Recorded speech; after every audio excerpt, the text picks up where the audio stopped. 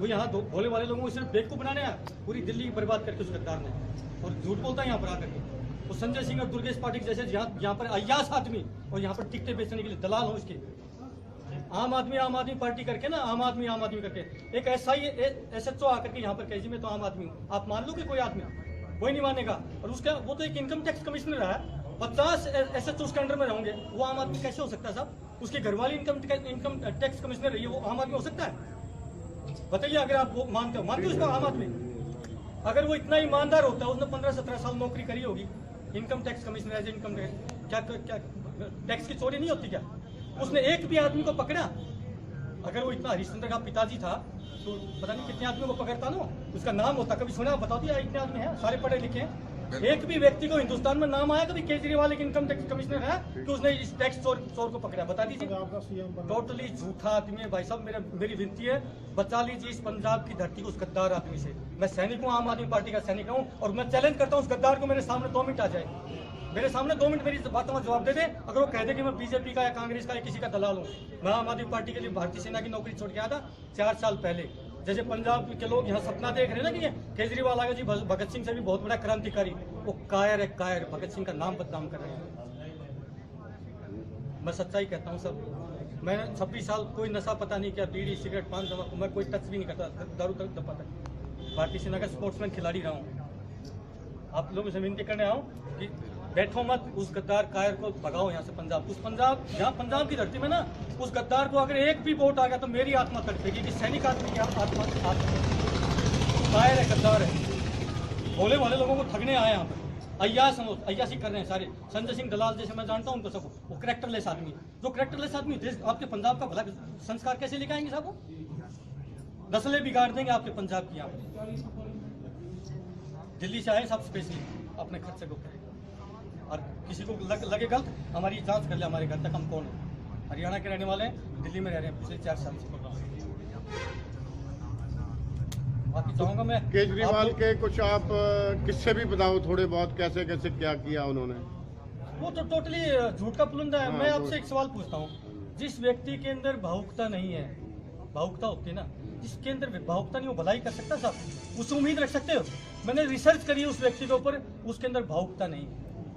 वो कम से कम ना लोगों को ऐसी बातें करता है, भावुक करता है लोगों को, खुद भावुक नहीं हुआ। अगर जब तक आपके अंदर किसी की भी व्यक्ति के अंदर भावुकता नहीं हो, भलाई कर ही नहीं सकता। ये संसार का कुदरत का नियम है, भावुकता जरूरी है भलाई करने के लिए। आप एक चीज बताइए, दिल्ली का वो बोलता जी दिल्ली में आम आदमी पार्टी ने चमत्कार किया।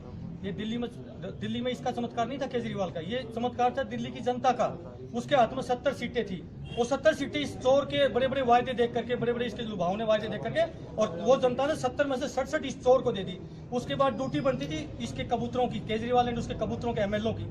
उनको उस भावना के साथ काम करना चाहिए था, उस एक्सपेक्टेशन के साथ काम करना चाहिए था, उतने विश्वास के साथ काम करना चाहिए था, उतनी डेडिकेशन के साथ काम करना चाहिए था, उतनी विनम्रता से काम करना चाहिए था कि आज 2 साल के अंतराल पर पूरी दिल्ली की आत्मा से एक आवाज निकलती कि भाई मजा आ गया, कि भाई लठ काट दिया, कि भाई बल्ले बल्ले कर दी। भाई ये होती नेता नगरी, ये होते काम। अगर एक भी आदमी, मैं चैलेंज करता हूँ, आप दिल्ली के अंदर जो आदमी कांग्रेस का दलाल है वो नहीं कहेगा, जो बीजेपी का है वो भी नहीं कहेगा। मैं न्यूट्रल आदमियों की बात करता हूँ, जो दिल्ली में न्यूट्रल आदमी, किसी पार्टी के साथ नहीं जुड़े। 5 आदमी भी अगर कोई ढूंढ के ला दे, बहुत सारी मीडिया मेरी बात सुनी होगी, जो भी बात सुना, 5 आदमी, 5% की नहीं, 1% की बात, पूरी दिल्ली में जो न्यूट्रल आदमी है, जो किसी पार्टी से नहीं जुड़े, वो 5 आदमी भी ये कहने वाले सब नहीं मिलेंगे आपको कि अभी मजा आ गया।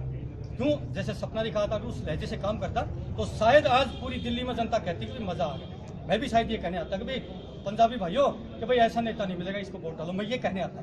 लेकिन आज मुझे दुख है, इस गद्दार के साथ मैंने 3 साल अपने बर्बाद किए और दांत तक तुड़वाए।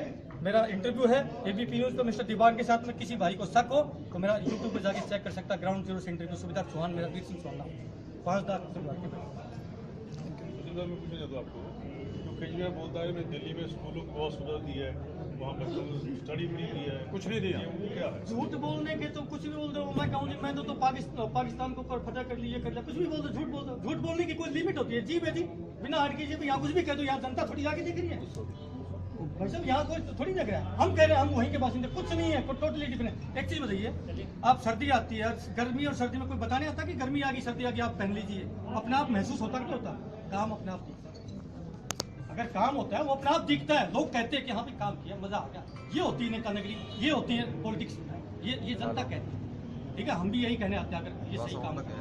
ये बोलता नेता नौकर होंगे, जनता मालिक होगी, हम तो जैसे आप कहेंगे वैसे करेंगे, स्वराज होगा, इतनी तारीख को पार्टी बनेगी दिल्ली में, इतनी तारीख को जनलोकपाल बिल पास होगा। कहाँ गया जनलोकपाल, कहाँ गया जनलोकपाल, भूल गया जनलोकपाल, पार्टी का लोकपाल नहीं रहा। जनलोकपाल तो छोड़िए, पार्टी का लोकपाल तक भी नहीं रखा इस गद्दार ने। क्यों? प्रशांत भूषण गलत आदमी था, जोगिंद्र यादव गलत आदमी था, वो विद्वान लोग थे, बहुत सभ्य लोग थे, पार्टी की रीढ़ की हड्डी थे। इस गद्दार को जो सही व्यक्ति लगा उसको साइड कर दिया। जो आदमी सही बात कर नहीं दिया, हमने जनता ने हमें विश्वास किया है, हमें अच्छा काम करना चाहिए, और उसी आदमी को देखा कि हाँ ये आदमी बीच में रोड़े अटकाए, उसको साइड कर दिया। जो सही बातें करी उसी आदमी को साइड कर दिया। तो टोटली मिला के मैं तो कहूँगा कि पंजाब की मेरे भाइयों बहनों, इस गद्दार आदमी को पहचानो, इस बहरूपियों को, और इस पंजाब की पावन भूमि के ऊपर इस गद्दार को अगर एक भी सीट आई तो शायद इस सैनिक की आत्मा को ऊपर प्रहार हो।